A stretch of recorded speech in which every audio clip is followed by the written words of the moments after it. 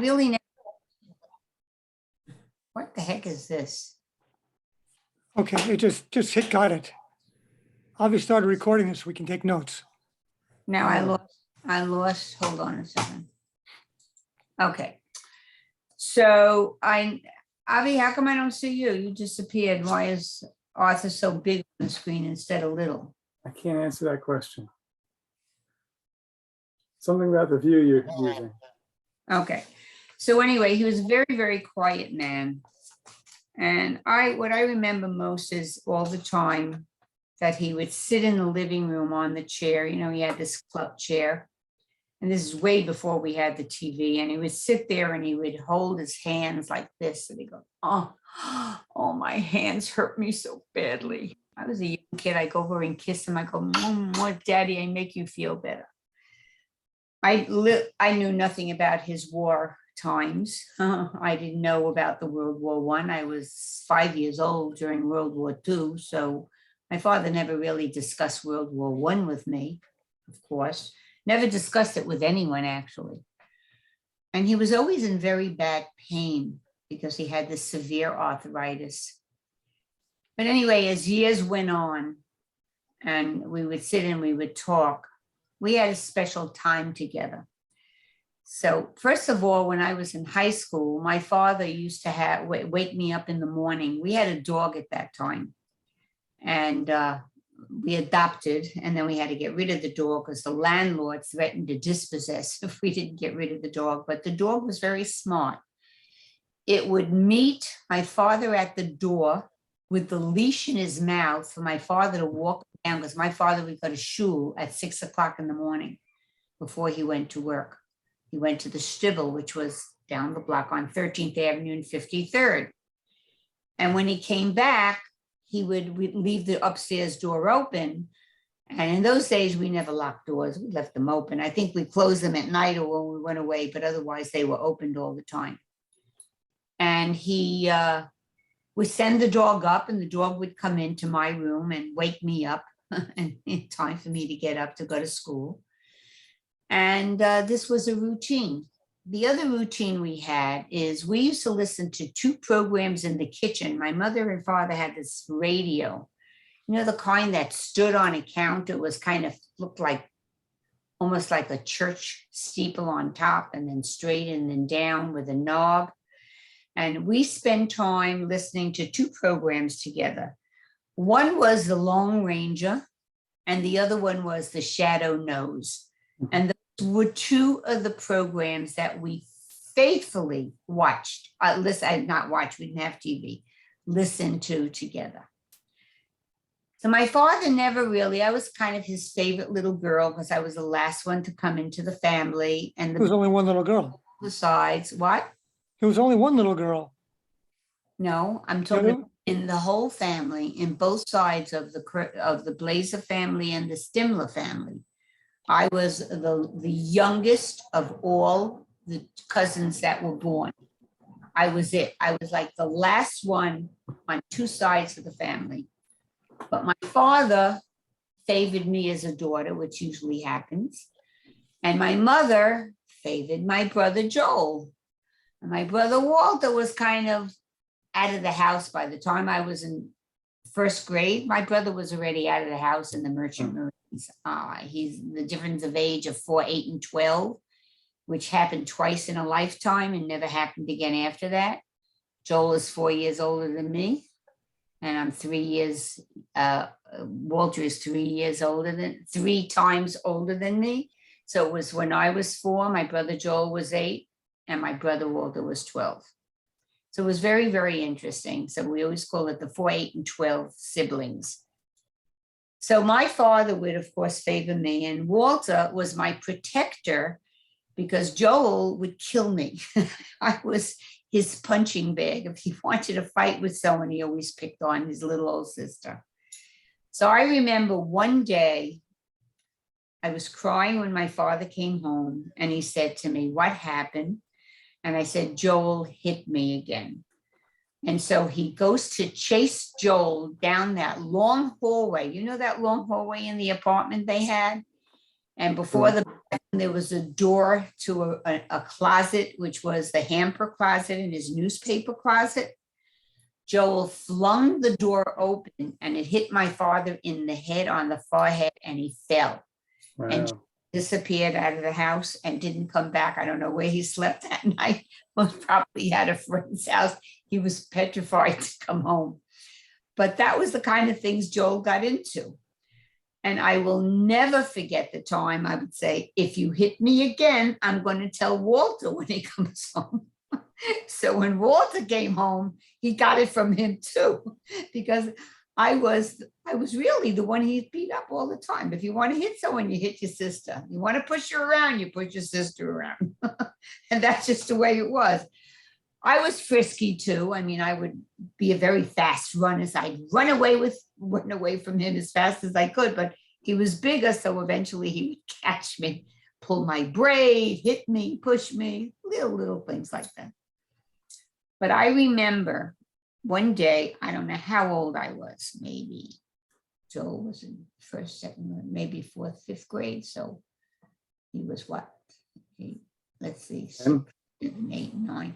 He was about 10, which would make me about 6. 6 at the time. And I come home into the house and my mother is in their bedroom, my brother's bedroom, Walter and Joel's bedroom, and she's lying on the bed and she's sitting there and she's crying. Oh, Joel, if you don't stop what you're doing in school, look what you're doing to me. Mommy, I promise I'll be good. And I'm standing there. I don't know that my mother's acting. And she's going like this to me, 6 years old. What do I know what that means? And she said, Mommy, I'm going to go call the doctor. And I ran in to call the neighbor. I thought something was terrible happening. Joel, please, you got to be good in school. You got to be good in school. I promise you, Mommy. I promise you, Mommy. Your father, Avi, was so bad in school that she got a call from the principal's office on a daily basis. And this was not. So did my mother. What? So did my mother. But we're not mother. talking about we're talking about my father now, not you. I know, I We're asked, talking about that part of the family. Your part of well, another story. I asked you and Avi to put this together because I don't know anything about Elchanan Stimler, your grandfather. What? I didn't. We're up to my father now, so let's finish with my father. So anyway, that was some of the things. So my mother was crying and crying, and he got into trouble all the time, Joel. He one day threw something out of the window. He said to his friend, if you want it, you got to catch it. And he threw it out of the window, and the kids climbed out of windows. He always caused trouble in school. He was bad. 8 years that he went to that yeshiva, he was bad for 8 years. And that's the way it was. So my mother put up with a lot. She put up a lot with, one day he came home with chickens, came home with a dozen little chicks. It was, Easter time, they would have these chicks and he had them in a carton. And when they began to smell, he'd spray them with perfume. And then when they got bigger, he would put them on the carpeting and let them run around because they needed exercise. And his other friends lived in houses, except for Jackie Fermansky. Jackie Fermansky lived in an apartment. He lived in an apartment for Mansky, I believe. But Becca lived in a house. So Becca, I laugh because Becca's mother threw him out with his 12 chickens and it ended up in my house. We now have 24 chicks. And we started getting bigger and he's picking up, pardon me, the shit from the carpeting that they were putting these little pieces down. My mother said, that's it. Out of the house with the chickens. Tessie next door, her sister has a farm. We're sending the chickens to the farm. And yet Tessie's sister was very happy to get 24 chickens because they used the chickens and they ate the chickens. So she picked up the 24 chickens and took them to the farm. But these are the things he would do. He'd bring home. Oh yeah, the dog. This is a funny story. So I brought the dog home from school. One of the kids in school said, I had puppies. Would you like a dog, Irene? I go, oh, of course I'd love a dog. It's a mutt. And mutts are very smart dogs, by the way. And they usually don't get sick. But when we got the mutt, We had to take him to the ASPCA to check him to make sure the mutt was okay, blah, blah, blah. And the doctor there at the vet said, at the ASPA said, you have to worm the dog. Now, Joel and I look at each other. What do you mean worm the dog? He says, this dog has worms. So you have to give him these pills and put him in a bathroom with lots of paper and worm the dog. And he'll, in about an hour or two, the worms will come out. So that's what we did. And my mother was so angry. You brought this dog in the house. Why did you bring me this dog in the house? Mommy, we wanted a pet. Look at this mess you're making here. When is he going to be finished with worming this dog? We're going to have to do this again. This is disgusting. Da, da, da, da. We clean up the whole thing, wash our hands. The dog is fine, wonderful. We come home for dinner. My mother serves spaghetti. Well, Joel and I looked at each other. Then we were already friendlier. I said, Joel, I can't eat this. Now, I don't have any money. I was not working. I was a kid. I was in high school. I was babysitting. But what did I have? $5 for 12 weeks. So Joel says, I have some money. Let's go out to eat something. So we went out for dinner to one of the restaurants that night. The fact of eating spaghetti after worming the dog was not such a great thing to do. But these are the kind of things he got into, but he was not a good kid. He gave my mother a lot of aggravation until high school. Once he got into high school, he was really a good kid at that time. No more problems with school, no more calls from the principal. And he turned out to be, a pretty good kid, let's put it that way. But some of the things that he got into, the story of him, he went bike riding with Jackie and Jackie Becker and Jackie Fermansky. They took a bike ride and they went to Staten Island someplace, and they, it was really funny. They rode through the terminal where they fixed the buses. So they went in white and they came out black. But these are things, this is what kids did, they got into trouble all the time. But anyway, that was it. So my father had a tough life. And your father and I, Joel and I, would go up into the city on Pesach, and we would bring lunch for both my father and for Jack. Now, I never knew this, but Ruthie Rosenberg and Phyllis told me this story. The printing business that my father had, I thought he worked for his brother. He's the one that brought the money into the business from my mother's father, Elchanan. So he was a partner in the business. His other brother, Dave, also worked there, but he worked for my father and some other cousin whose name I can't remember. I think might have been Morris, I'm not sure. But I always thought my father worked for his brother. He didn't. He was owner of the business. But Jack supposedly had the business brain, and he's the one that cheated and stole from the business so he could afford a beautiful house for himself and his daughter while we were living in an apartment. And my mother would always ask, Louis, how come they can afford a house and we can't afford a house? He never ever questioned his brother stealing from the company. Now, when they left, my father had a heart attack 6 weeks before my wedding. He had to stop working. At that time, the business went out. And my father found that he owed money to certain people. My father, and I have the bill here, paid $1 or $2 a month to pay off the debt so no one would have a bad name to say about Blazer. That was the way my father was. And with reference to World War I, I know that he won a Medal of Honor from France, which I didn't know what this thing was until I did research with a friend of mine who's French. That is some big shot in the government. I don't quite understand his job or his title. But when I sent him pictures of it, he called back and he said, one, send me a picture of your father's uniform, which I did. Send me a picture of what's on the arm, the emblem, and send me a picture of his dog tag, which I never really looked at. I see Louis Blazer, veteran. I figure, okay, he fought for America. Well, that's who he fought for. Well, I was wrong. My father, because during World War I, he fought under the French general. Not the American army fought under the French general. They did not fight under the American general. And I found out that my father in Chateau Thierry and Oregon Forest fought in the two of the last toughest battles of World War I that won the war. His Medal of Honor was because he saved some men in the trenches. My father used to daven in the trenches. He would put on his tefillin and his tallis. And there was they were very anti-Semitic. There were a lot of Southerners, very much anti-Semitic about the whites. One day, my father had this feeling, he heard something and he pulled the guys down. He said, get down, get down.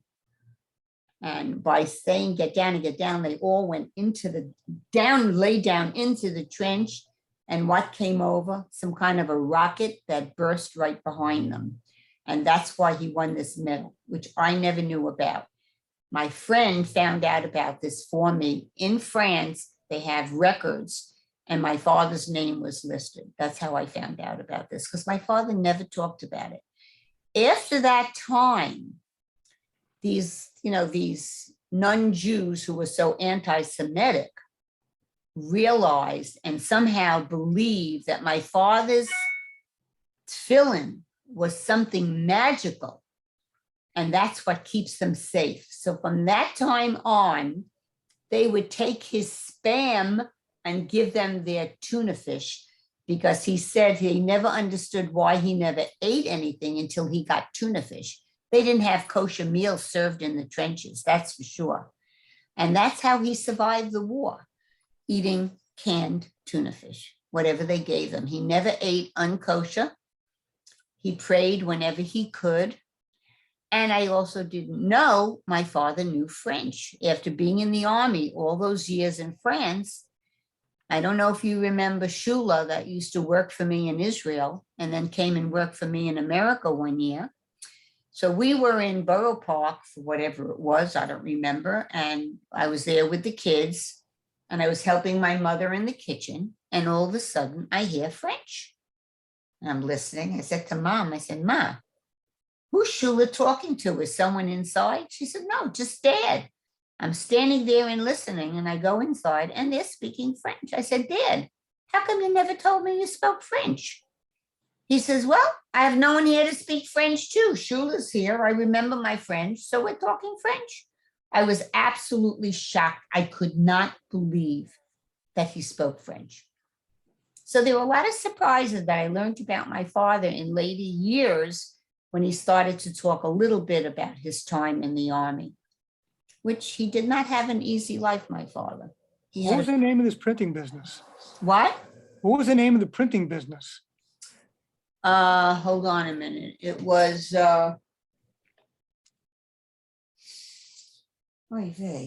Paul Revere Press. What? Paul Revere Press was the name of the printing business. Okay. It was down on 12th Street, something like that. What was the name of the dog? What? What was the name of the dog? Oh, God, I don't remember the name of my dog.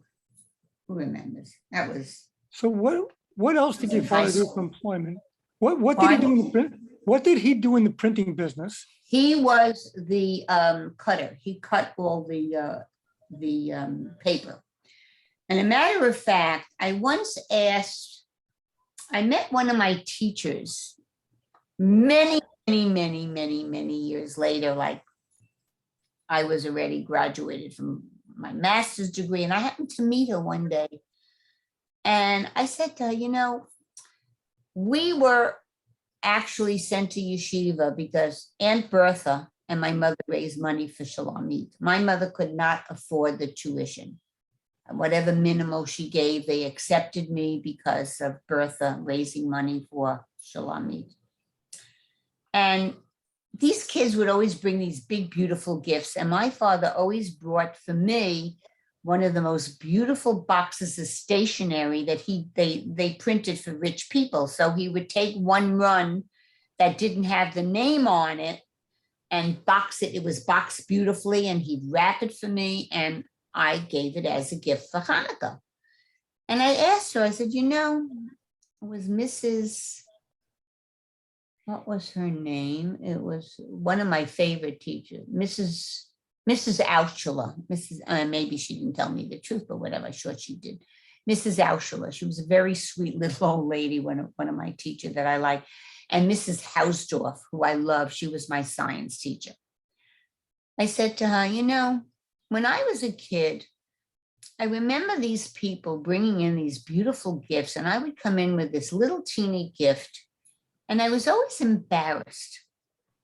And I said, how did you take it? I mean, did you feel it was not enough, whether it was inappropriate? And she looked at me and she said to me, Irene, you do what you do out of love, not the value of the gift. And that always stayed with me. And I cried because when I taught, I had many kids that I knew could not afford to bring a gift. And I always discouraged it. I told the parents, please do not send in any gifts, because I know there are many children, you know, the class mother, I know there are many children that can't afford a gift. I had a few kids that made me something, and that was so meaningful to me because they made it themselves.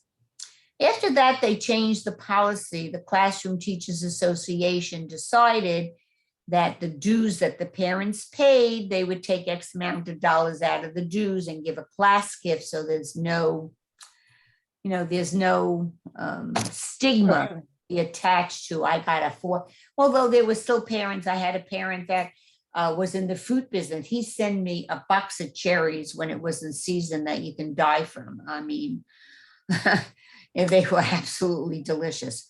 But that was something he did not for the holidays, but when it was in season, he'd bring it in. Thank you very much, Mrs. Bellet. I'd like you to have this. You know, things like that. But, you know, my father had a hard life, and so did my mother. She worked very, very hard. And my mother was a phenomenal neighbor to Tessie Haller. And I can tell you stories about her and Tessie that are really very funny, because my mother's command of the English language was awful. She was pulled out of school to take care of her father when her mother died. Her older sister, Sadie, was already married. She had 2 younger brothers and a younger sister. She was second in line. No, Jaime was second. I'm sorry. It was Sadie and Jaime and my mother, and then Louie, and then Dora. So she was pulled out of school, and I don't think she got through 6th grade. And my mother had to take care of her father in the house and cook and clean and shop and do whatever she had to do. She must have been 15, maybe, if she came at 11. I don't remember my grandmother. She was not alive when I was born. So she obviously was about 15 when she took over the household. But my mother was a very independent woman. And she used to tell me stories that when she came here, they came second class. They did not go through Ellis Island. They came off the ship in the city. And Avi, that video you sent is so precious, because just hearing her talk made me cry the other day. I miss her so. I will always miss my mother and my father. As old as I am, they were very good parents. And I learned that you wanted something, you worked for it. That's just the way it goes. You don't get anything for nothing. You have to work for what you want. And they taught us that. But I remember my mother was a very good neighbor to Tessie Haller. Do you all remember Tessie Haller? Avi, do you remember Tessie? Of course, yes. Yeah, well, anyway, Tessie, my mother, never went to college, never went to school, but my mother could have been a psychologist. Mhm. So I found this out many, many years ago. Tessie, my mother must have been at that time 80. Tessie was 70, late 60s. And my mother used to, never told us two things that they did. Number one, my friend Millie, her father died when she was 5 years old. Now, Millie and I were like this. Whatever clothes I wore, Millie wore, because my grandfather would give my mother the fabric and she would always say, I have to make 2 dresses. And she would make one for me and one for Millie. So we always looked the same. We were always wearing the same clothing. Braids. Millie went to public school. I went to yeshiva because after bringing home an Easter egg, my mother decided to kindergarten. She doesn't want me going to public school, going to yeshiva. But anyway, so Millie's father died when Millie was 5 and her brother, 5, 4, 3, was 2. Clara had to go back to work. I don't know who took care of Harvey. He was 2 at the time. But when Millie, or maybe she was 5 year in kindergarten, 6 year. So when Millie used to come out of public school across the street, in those days you cross by yourself, you know, she lives across the street.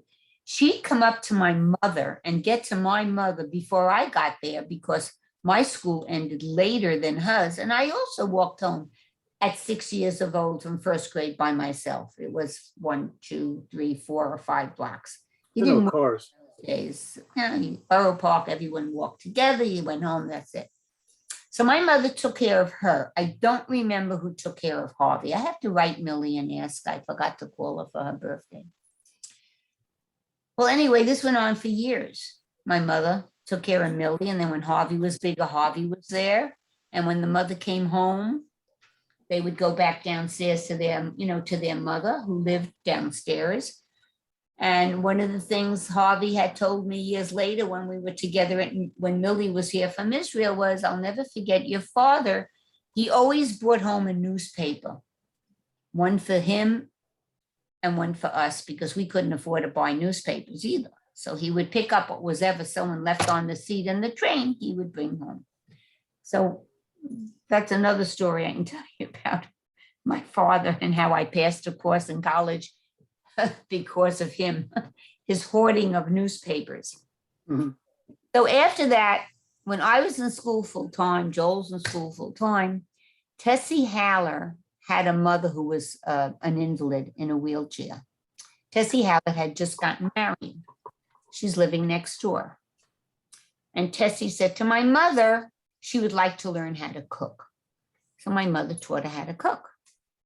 And then she was talking to her one day and she said, you know, Mrs. Blazer, I have a problem. Maybe you can help me with it and tell me what to do. She says, what's your problem? My husband's a little bit upset that I'm sometimes late for dinner and dinner is not on the table because I have to help my mother. My mother's an invalid. My father and my sister run the business, and they used to make shoe bags and things for carriages that you hang on the carriage, a basket. Matter of fact, I had one when my kids were little. I got it from them and I still have the shoe bag. Mhm. And I can't get my dinner on table on time. She said, Tessie, don't worry. Your dinner will be on the table on time. Just tell me what you have and what you want me to make.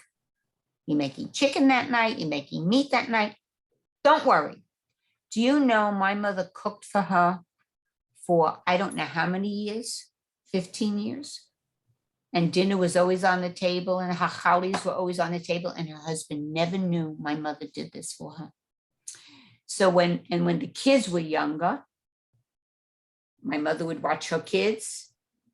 You know that Ricky, when we were out of the house, Ricky moved into my mother and lived there because she didn't want Tessie to move. Tessie only had a 1-bedroom apartment. Just look, I have an empty room, have Ricky live with me. Ricky lived in my house. That was the kind of relationship they had. So one day I said to Tessie, Tessie, you have a very unusual relationship with my mother, and you really are acting like you're her daughter. You want to tell me what the secret is over here? She says, yeah, I'll tell you. That's when I found out what my mother did all those years. And that's why Tessie, whenever my mother needed her, she drove, she would get in the car, pick her up, take her to the doctor, take her to the hospital, stay with her, be with her. So the famous story, Tessie calls my mother in the hospital. She went for some tests. She says, Etty, how are you feeling? She says, oh, really, very good. They said I'm fine. The autopsy was wonderful. She said, Tessie, you don't mean autopsy. If you did an autopsy, you would be dead. You mean a biopsy. She had no command of the English language, my mother, none whatsoever. And that's why she never wanted to be a president of any of the organizations that they wanted to honor her with, because she felt she couldn't write a speech. And that was sad because she had so much to offer and so much to say. Matter of fact, once I believe they asked her to write something and I wrote the speech with her and someone read it for her. She couldn't, she couldn't handle something like that, but very charitable woman, very charitable woman. So that's based, I mean, I can tell you millions of stories about my mother. One story, about the cake she bakes and stuff. So when Gary used to go there when he worked in Brooklyn in lighting, and he used to say to her, Grandma, I'm coming for lunch tomorrow. Can you make me spaghetti casserole? So he comes that day and he says, Grandma, what's this? She says, listen, I decided I didn't feel like making a casserole. I bought a pizza. So that's when pizza became kosher. So she went out and bought a pizza for lunch. Or, Grandma, I want to learn how to make sibelakirche. She says, okay, come this and this day. You're coming next week? Okay, Thursday, good. Come for lunch. We'll make sibelakirche. So they're making sibelakirche, and she gives him the instructions, and she goes into the other room, and she comes back and she says, Gary, you didn't do it right. She says, Grandma, I did exactly what you told me. Look, you rolled it out. I put the salt on it. I cut it just like you told me. Isn't the cutting? Oh yeah, the cutting's perfect, but you didn't do it the way I told you to do it. She says, Grandma, I did exactly what you, no, you didn't. And they're arguing. She says, but Grandma, look. She said, if you didn't put the salt on before you cut the sibelakirche, you wouldn't have salt between the pieces. And now it's going to burn on my pan. And Gary was like, oh my God, he was almost in tears. And Adam almost in tears. What did I do wrong, Grandma? He says, next time, listen, I said, you put the salt on and then you cut it. He says, Grandma, what should I do? Could I pick up the, no problem. She goes to the sink and she goes, and blew off today because the You cold. mean Gary actually has a recipe for sibelakirche? I have the recipe to sibelakirche. But you said they didn't come out quite the same. What? You told us when you made them, they didn't come out quite the same. No, it doesn't taste like my mother's, but my friend who's a baker promised that in first week of December, when she's not busy, she promised to make sibelakirche with me, but I have to make it in my house because she won't put onions in the dough and run it through her machine because she's afraid her machine will smell from onions. So I said to her, you have to come, you have to give me one, I don't care, it's worth everything to me to taste that sibelakirche again. But my mother was quite a person. That's the way she was. And my father, in his own quiet little way, he did his own thing. And I remember during one of the Israeli wars, I think it was the 67 war. No, it was the Yom Kippur War. He walked street to street to everyone and raised a few $1,000s for the IDF, which I sent in with a letter stating, I just want you to know my father is 87 years old and raised this money. I know it's not a lot, but you have to understand for someone like him, it's a fortune. And do you know that in Israel, I can't remember where, they honored him with a plaque in a rehabilitation center for soldiers that my mother went to see. I don't remember where the papers are. I had seen it years ago. My mother went to see when she went to Israel for Rivka's son's wedding or daughter's wedding. Daughter's wedding. Oh, she didn't have a son. Rivka's oldest daughter's wedding. They picked her up in a Jeep of all things and took her to see the memorial. And she was very taken back by it, which was really a very nice honor for her. But Irene, that's it. I mean, I can tell Irene. you stories about him. Irene, I need you to move on to Elchanan. because Elchanan. I know, Okay. where so did he come Elchanan. from? Hold on, we have 3 minutes. I'm gonna stop this and start another one. So just join with the same meeting ID. Do me a favor, Avi, Yeah, is there any chance we could take a 15-minute? Tell you trivia. yeah, 2 minutes. Okay. Harriet Gropper used to work for a company that manufactured dolls in a shoebox. And each doll had a plastic front on the shoebox, and it was a doll from a different country. And every year, a different doll came out, and every year I got a different doll, and they were piled up in my closet. And I left them there. It's a collection. And I look one day and I'm missing a few dolls. I go, Ma, I'm missing some dolls. She says, I don't know what happened to it. Oh, maybe one of the cleaning people took it. I said, Ma, you're in the house all the time. How do they walk out with a shoebox? I don't know. I didn't do anything. She told me. One day when my father died and we were sitting Shiva, Hannah Wolf was there and we were talking and said to her, it's Mrs. Blazer. You know, when I was a little girl, I hated to have to fit into Irene's dresses because she was younger than I was. Because Irene was so skinny and I was so fat, but they stuffed me in. But boy, did I love those dolls. And I looked at my, she goes like this to me. Said to her after, said, Ma, that's what you did with my dolls? She said, you had so many, you couldn't share some. I had no idea that collection was worth a fortune. She gave away my dolls. But that was my mother. You have too much, you should. Very good. Where are they now? I say, where are they now? Who knows what happened to them after I left? She must probably gave them away to someone. Someone has them. Whatever. I now have my new collection because when I started traveling around the world, every place I went, I bought a doll. So I have many more dolls. And you know what I remember the most? One day coming home from school, I said to myself, my brother Walter is going to be here today. I have a feeling. And as I'm walking down to the corner and I see him coming as he's going into the building, he was carrying a doll that had to be 4 feet at least. Bought me a doll from Italy. Big, huge doll dressed in Italian clothing. I will never forget that as long as I live. Never. But I remember I had a feeling my brother's going to come home today.